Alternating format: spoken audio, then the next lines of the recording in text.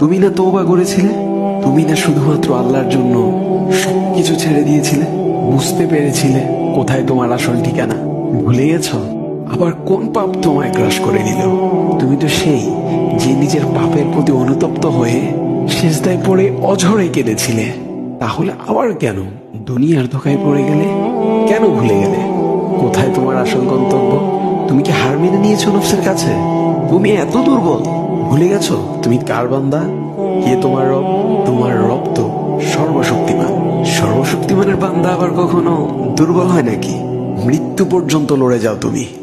শয়তানকে দেখিয়ে দাও তোমার ইমানের পাওয়ার। শয়তানের ধোকায় পড়ে অনেক পাপ করে ফেলেছো, তাই নিরাশ হয়ে গেছো তুমি, তাই না? তুমি কি জানো না তোমার রব কতটা মহান? তিনি তো তোমাকে ক্ষমা করার জন্য অপেক্ষা করছেন। তাই ফিরে আসো সেই রবের দুয়ারে, যার দুয়ার কখনো বন্ধ হয় না।